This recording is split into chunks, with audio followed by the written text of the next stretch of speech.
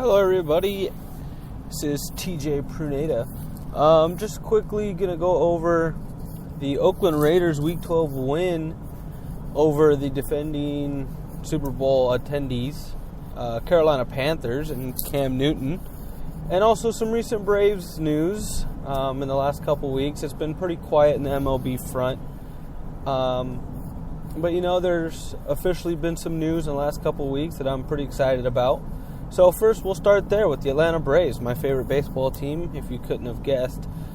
First off, the big two signings were starting pitchers R.A. Dickey and Bartolo Big Sexy Colon. I'm really excited about these two signings. R.A. Dickey's been a guy who can consistently eat innings, despite his record. He does have a good track record, so, being able to put up 200 innings a year is huge, especially for a young Braves team that's had some bullpen troubles the last couple seasons, last year especially, towards the beginning and middle part of the season. Being able to use R.A. Dickey in a starting situation, probably about the 4 or 5 starter would be my guess, is huge because that just puts a little bit less stress on the bullpen. R.A. Dickey, you give the ball to him and he's going to give you 6 innings just about every time. There's always those rare occasions where starting pitcher gets roughed up in the first couple innings and you have to use your long relief guy and stuff like that and just bridge it together. And then also the same thing goes for Bartolo Colon, who I think is a fantastic pickup. Not only because it's Bartolo Colon and now we just get to watch him every 5 days as a Braves fan. That makes everything way better as a Braves fan, especially with this team who's supposed to be more competitive than last year, especially going into the new stadium, SunTrust Park, opening here this next baseball season. But Big Sexy, another guy you can count on to go 6 innings. And it'll be fun to watch him take ABs, to be completely honest. I'm sure many of us saw the home run that he hit last year many, many times and laughed about it. I know I did. But Bartolo Colon, his first start was actually at Turner Field, I believe. So he opened up that stadium, which is kind of cool and also strange because the man has been in the league since '97. That was his rookie year, made one of his first starts. Opened, I believe his start open was the first game at Turner Field. And he actually has lasted longer than Turner Field has as a baseball stadium. And hopefully, and I'm really hopeful, that if things add up, he could be the guy the Atlanta Braves and Coach Nitker give the ball to the home opener at SunTrust Park, which would be the best thing ever in my opinion, because that man I think he deserves it, even though he's been on opposing teams for years and years. But for him to open up SunTrust Park after just because he's Big Sexy, I think is fantastic. And hopefully, I really hope it does add up that he gets the start on that day when the Braves open up SunTrust Field, because that's 1 in a million.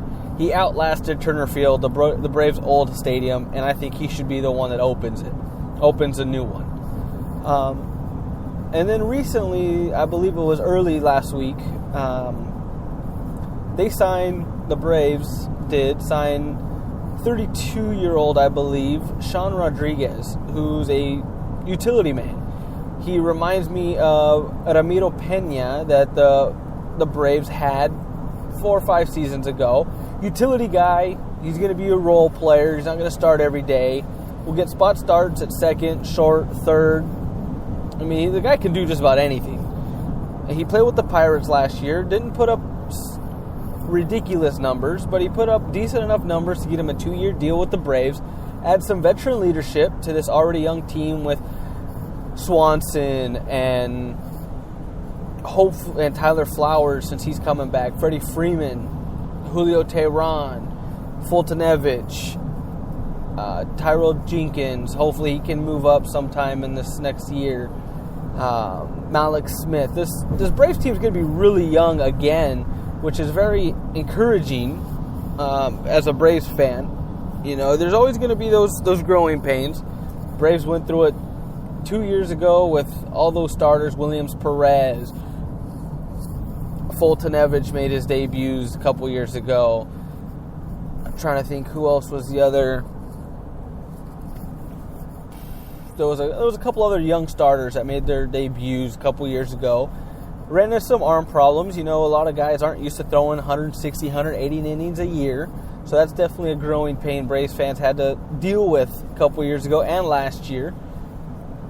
And hopefully Ozzie Albies can come up at some point in the year. And I think he'll be up in the first half of the season. If not, the All-Star break at the latest will be called up, which also adds another young guy under 24. I believe Ozzie's only 19, maybe 20 as of right now. So you add Albies to Swanson, Inciarte, Freeman, Flowers, Tehran, Fultonevich. These guys are all under 27 years old, 28 years old. So, adding a guy like Rodriguez, Bartolo Colon, R.A. Dickey adds some veteran leadership that the Braves haven't had since really Chipper Jones retired back in 2010, 2011. So that'll be huge for the Braves. And, of course, having manager Snitker back is going to be huge. The Braves did a great job for him at the end of last year. Started playing really well. Got hot at the end of last month. It was just a little too late for the Braves. They were already way out of contention. But I think next year they'll be a lot more competitive. I don't believe they're going to smoke through the division or anything. I think they'll honestly finish third. I could see them battling for second place, depending on how these young guys come up. And hopefully we get a couple more signings here once the winter meetings get started and all those things take place, which will all be in December. So exciting month coming up.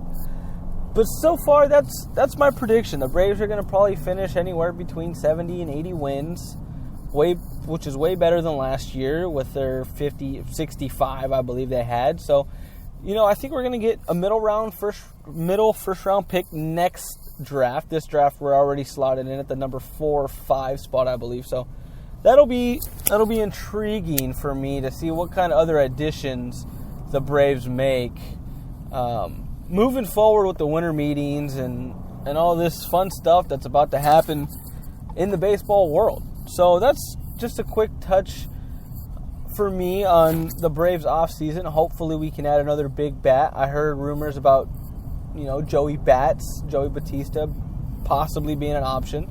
I've also heard a couple trade speculations about maybe trying to acquire Chris Sale or Chris Archer. I would pick Archer over Sale. Sale is one of those guys who seems to let his ego get the best of him sometimes. He had that incident last year where he cut up the retro jersey so he didn't have to pitch in them. Like, come on, dude, you can't be doing that. But anyway, I would go after Archer, but they're going to ask for a lot. And I don't know how much I'm really willing to give up for Chris Archer, even though he's under team control for another 3 years. So, just keep an eye out for the Atlanta Braves, hopefully making some big moves. They got a lot of cash still to spend. So hopefully they can use it wisely and get some pretty good pieces that'll make us more competitive come 2017 season. So that's pretty much where I stand so far on the Atlanta Braves. And now we're going to go over to the Oakland Raiders, my favorite football team, other side of the coast of the Braves. And Derek Carr and the Raiders are 9-2. I'm just going to say that one more time and give you a couple seconds to really think about that. The Oakland Raiders are 9-2. Okay, and that is huge. I've been a Raider fan all my life. I was a huge Raider fan back in 2002. I believe I was in third grade, around third grade. I was 10 years old. And the Raiders were in the Super Bowl. And they played former coach John Gruden and the Tampa Bay Buccaneers and got absolutely annihilated. And that was a tough loss for me, even though I was only 10, because that was the year we were supposed to win it.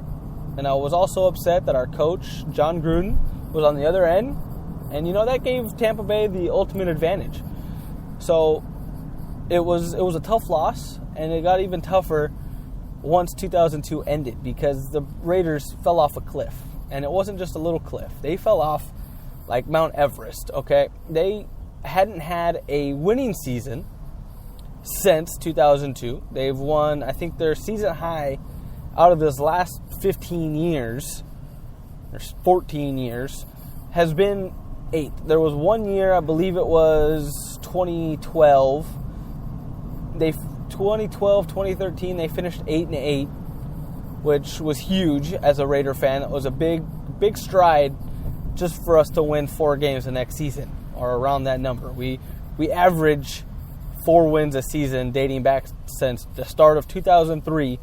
And coming into this season, I think the Oakland Raiders averaged 3.5 wins a season, which is ridiculous. You know, we've had our ups and downs. We had quarterbacks, Aaron Brooks, Jamarcus Russell, Matt Flynn at one point, Matt McGloin, Marcus Tuiasosopo. You know, I think the Oakland Raiders are like 3rd most quarterbacks used since 2002 in that mind frame. The only ahead, or only behind, I guess. The only team that has more is the Cleveland Browns. But they're a completely other story. We also had Randy Moss for a year. We've had some pretty decent parts. One thing that's always plagued Oakland is their defense. A couple years ago, Charles Woodson, the great Hall of Fame Charles Woodson, decided to come back, made our defense a little bit better. But at that point, our offense couldn't produce. So it's been one of those revolving cycles that nothing has completely come together for the Oakland Raiders since 2002. And now with the win yesterday over the Carolina Panthers, 35-32, the Oakland Raiders have secured their first winning season since that year where they went to the Super Bowl. And their offense is one of the most exciting offenses in the league. Okay, they can score with anybody in the NFL, and I firmly believe that. Derek Carr, Amari Cooper, Michael Crabtree, Latavius Murray, Clive Walford, Jalen Richard, all those guys, Seth Roberts, can score with anybody. The way the O-line has been protecting Derek Carr is phenomenal. They've given up, I believe it's the worst or the least amount of sacks all season, which you would have never have guessed. I know I wouldn't have. If you would have told me that walking into this season, I would have said, you're crazy. I'm going to take the bet against you. And I would have lost. But then, you know what? Now looking back, I'm glad I would have lost that bet. Because this is remarkable. Against Denver, I think Von Miller had 1 sack. I don't even think DeMarcus Ware had a sack. The Raiders only allow, I think, 2 sacks against Denver, which is one of the best defense, if not the best defense in the NFL. And also, Carolina's got a pretty good defense. I mean, you couldn't tell by the score, 35-32. But their defense isn't horrible. I think a lot of the 35 points came because Derek Carr and the Oakland offense is that good. I think, and you saw it, they've gotten a shootout with Matt Ryan. They didn't win that one, but they got in a shootout and kept it close. And same with Drew Brees, but they came out on top. 9-2. Oakland Raiders 9-2. All right, that's huge. That's exciting stuff. Unfortunately, I got about a minute left on this app, so I'm going to try to wrap it up a little bit here. I honestly think the Raiders are going to win the AFC West. I'm going to go with the 12-4 record overall. They still have three games against division rivals: Kansas City, Denver, and San Diego, with the game against the Colts, I believe, also mixed in there. They got the Bills next week. So they got 5 games left. I could say 5 winnable games. So it'll be interesting to look at. Derek Carr coming off a low dislocated finger, missed a series, came back and was phenomenal. Got the win, 35-32. The pole, Sebastian Janikowski came up huge, hit a game winner with about 1:40 left in the game. It was fantastic. Raiders 9-2. Once again, the Raiders 9-2. I'm TJ Perneda. Thank you for listening. I'll be back on most likely tomorrow for another broadcast here on Spreaker. Thank you for listening and have a great night.